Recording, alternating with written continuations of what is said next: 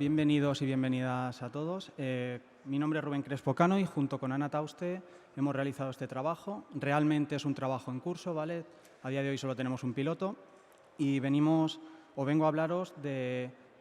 Nos planteamos nosotros la pregunta de si somos capaces de predecir el síndrome visual informático mediante técnicas de Machine Learning.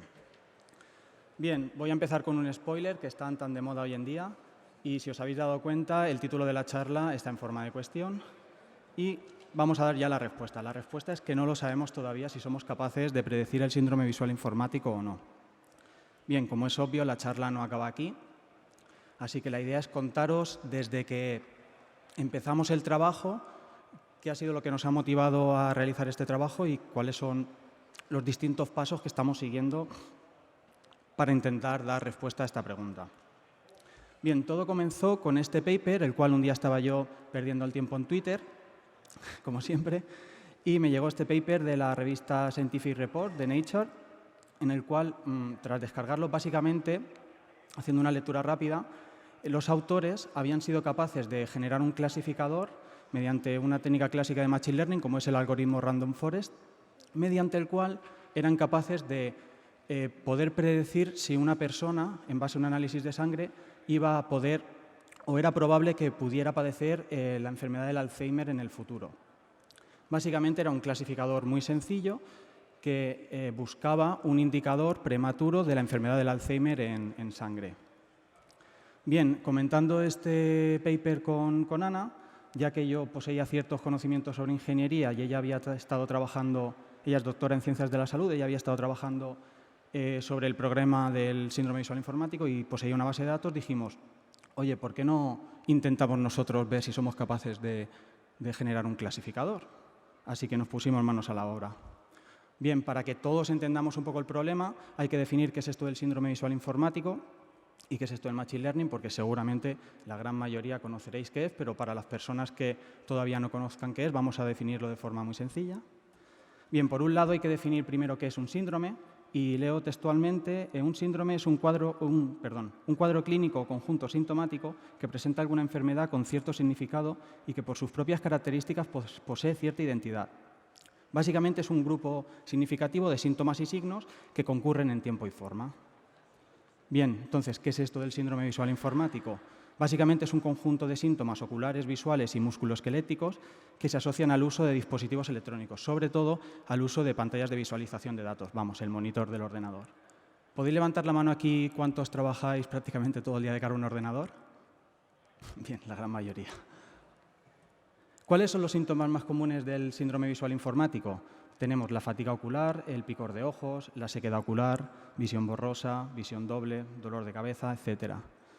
Y los factores de riesgo que intervienen en el síndrome visual informático, tenemos por un lado los factores ambientales, como son la iluminación, la humedad, posición de pantalla, y por otro lado factores de usuario, sexo, edad, defectos refractivos, uso de lente de contacto, etc. Bien, ¿cómo se mide esto del síndrome visual informático?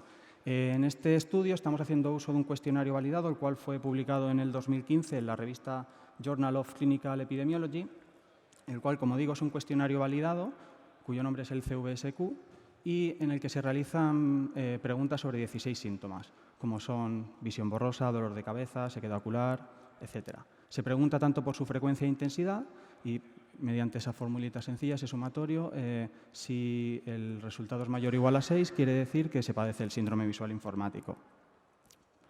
Bien, más o menos conocemos ya de forma muy rápida, ¿vale? Tengo que ir muy rápido porque no tengo tiempo, qué es esto del síndrome visual informático. Y ahora vamos a definir qué es esto del Machine Learning. A mí me gusta mucho una definición que hizo Arthur Samuel en 1959, que definió el Machine Learning como el campo de estudio que proporciona a los ordenadores la capacidad de aprender sin ser explícitamente programados. La idea es, vamos a generar esas reglas de decisión, no las vamos a programar ad hoc en base al problema que queremos solucionar, sino que el algoritmo va a ser capaz de inferir esas reglas a partir de los datos. Bien. Como digo, seguro que todos sabréis la diferencia, pero por si alguno todavía anda un poco perdido, no es lo mismo esto del Machine Learning que la inteligencia artificial, que el Deep Learning. Básicamente hay que entenderlos de forma muy sencilla como el Machine Learning como un subconjunto de la inteligencia artificial y a su vez el Deep Learning como un subconjunto del Machine Learning. En esta charla no voy a hablar de Deep Learning porque no aplica. Hay un montón de charlas en durante esta conferencia y en las conferencias pasadas, así que os animo a visitarlas, a revisar esos vídeos en YouTube, porque la verdad es que son muy interesantes. Básicamente nosotros nos vamos a centrar en algoritmos clásicos de Machine Learning y en concreto dentro del campo de los algoritmos supervisados vamos a trabajar dentro del ámbito de la clasificación, porque lo que pretendemos nosotros es generar un clasificador que pueda clasificar o predecir si un usuario va a padecer o no el síndrome visual informático. Bien, ¿cómo funciona esto de la clasificación? Básicamente partimos de un conjunto de entrenamiento etiquetado, y esto es muy importante porque estamos dentro del ámbito del aprendizaje supervisado, mediante el cual el algoritmo va a generar esas reglas de clasificación que nos van a permitir, ante un nuevo ejemplo, realizar una predicción.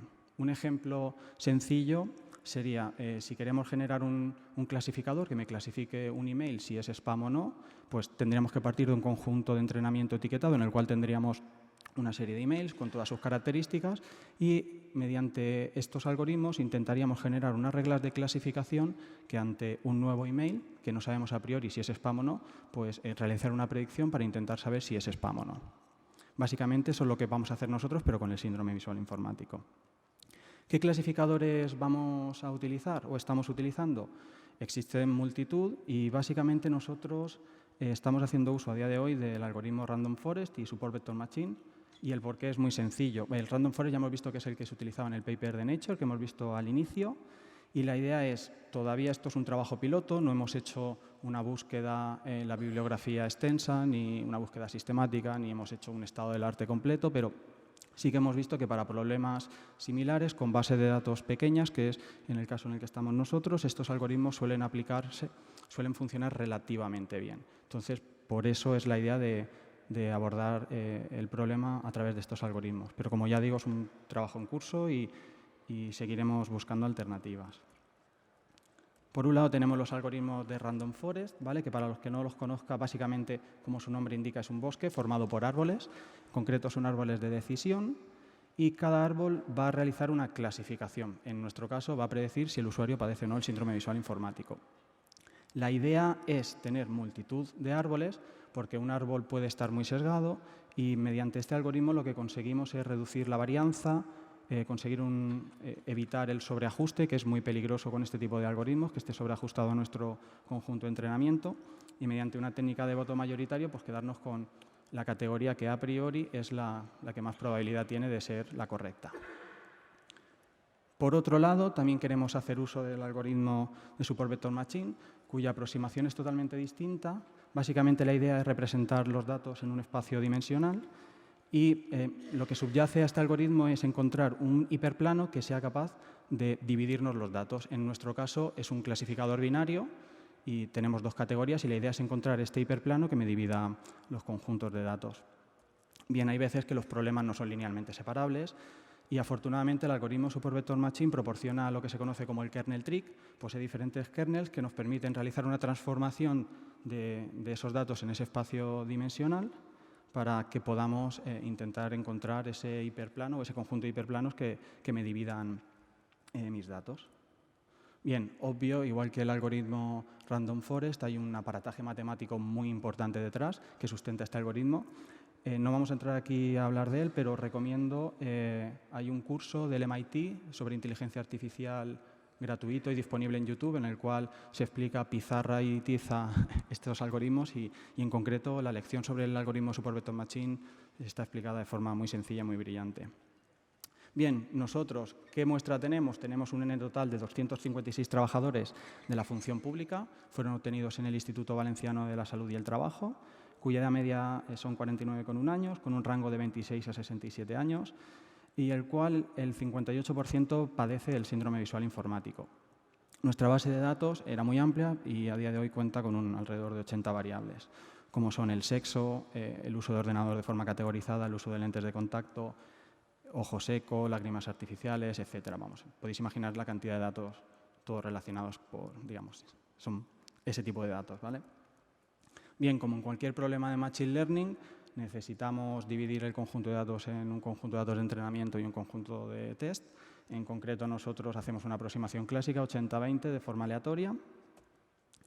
Y como bueno, no me ha dado tiempo a comentar, los algoritmos de Machine Learning tienen hiperparámetros que debemos también encontrar cuáles son los que mejor resuelven nuestro problema. Esto puede hacerse de forma manual, pero es una tarea muy ardua y muy difícil, perdón. Y la idea es encontrar técnicas que me permitan optimizar estos hiperparámetros. Por un lado, queremos abordar desde el lado de Scikit-learn, que proporciona herramientas sencillas, y por otro lado, la idea es hacer uso de metaheurísticas basadas en población, como son los algoritmos evolutivos y inteligencia colectiva, como son el algoritmo PSO o el algoritmo DE, que no recuerdo el año pasado, pero recuerdo que en la edición de 2016 en Almería se habló bastante sobre este campo de estudio. Bien, es un estudio piloto todavía y esa parte no la hemos podido abordar, así que solo hemos podido abordar la optimización de hiperparámetros mediante las funciones que proporciona Scikit-learn. ¿Qué herramientas utilizamos? Bien, siempre GNU Linux, Python 3.6, como framework de Machine Learning Scikit-learn, no estamos inventando la rueda, Matplotlib, SciPy, NumPy, y para trabajar con la base de datos utilizamos el algoritmo el programa PSPP, el cual permite trabajar con bases de datos SPSS. Lo que pasa es que este programa es con licencia GNU. El repositorio está en mi cuenta de GitHub, como todo lo que hago, y como digo, sigue siendo un trabajo en curso, pero la idea es que todo esté publicado para hacer ciencia abierta. Ese es el objetivo de este trabajo también. Y bien, estos son los primeros resultados que obtuvimos. Aquí lo que se muestra es la curva ROC, en la cual cuanto más amplia es, digamos, cuanto más se ajusta a la esquina superior izquierda, mejor es. Vemos aquí que el algoritmo Random Forest funciona muy bien y el algoritmo Super Vector Machine no funciona bien, pero bien, estos resultados fueron sobre una base de datos previa antes de ser limpiada, y estos resultados son los que obtuvimos tras limpiar la base de datos, y vemos que tanto el algoritmo Random Forest como el Super Vector Machine están funcionando de manera fantástica. Pero claro, ya he empezado con un spoiler y he dicho que no sabemos si somos capaces de predecir el síndrome visual informático o no.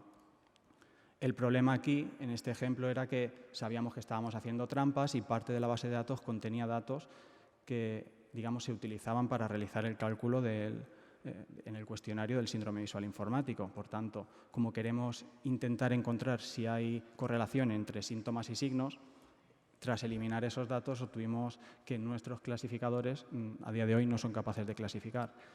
He de decir que esta no es la última gráfica, no me ha dado tiempo a plotear los últimos resultados, pero básicamente son un poco mejores, pero no llegamos a unos resultados aceptables ni estadísticamente significativos, así que no podemos afirmar que seamos capaces de poder clasificar el síndrome visual informático a día de hoy.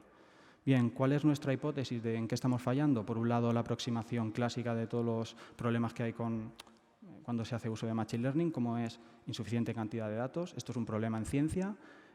Los datos no son abiertos. La base de datos es una base de datos que poseía mi compañera Ana. Entonces, no existen bases de datos abiertas sobre muchas enfermedades y, en concreto, sobre el síndrome visual informático no existen. Así que es difícil que podamos incrementar la cantidad de datos. Es posible que el training set no sea representativo, aunque hemos visto que, bueno, tras analizar la base de datos, los datos no están sesgados y parece ser que es bastante representativo. Al final, los datos se obtuvieron en un instituto de aquí de Alicante. La muestra es pequeña y realmente no es una muestra representativa. Otra aproximación es que los datos sean de baja calidad, pero sabemos, en teoría, de primera mano, que como los obtuvo mi compañera, la metodología aplicada fue la correcta y descartamos esa opción. Pero sí que es verdad que todavía tengamos muchas características irrelevantes que tengamos que refinar hasta que encontremos las características que realmente son útiles para intentar realizar esta predicción. Bien, y por otro lado hay otra hipótesis, y es que realmente no exista correlación entre síntomas y signos. A día de hoy, hasta la fecha, lo que conocemos es que ningún autor ha sido capaz de correlacionar síntomas y signos, por tanto, parece ser, en principio, que es un problema que no tiene solución. Vamos a seguir intentándolo, pero a día de hoy, aunque sí que existen cierta prevalencia, hay grupos como las mujeres tienen más prevalencia a padecer el síndrome visual informático, o los usuarios de lentes de contacto, los rangos de confianza son muy amplios y no nos ofrecen suficiente, digamos, calidad estadística, ¿vale? O sea que es una de las aproximaciones. Y por otro lado, también puede ser que esto de síndrome se le quede muy grande al síndrome visual informático y realmente, como digo, está todo relacionado y no exista correlación entre los síntomas y los signos. Por tanto, volvemos al inicio, ¿no? Como en toda buena historia, esta es la transparencia que poníamos al principio, en la cual nos planteamos si éramos capaces de predecir el síndrome visual informático y la respuesta es que no lo sabemos todavía. Muchas gracias.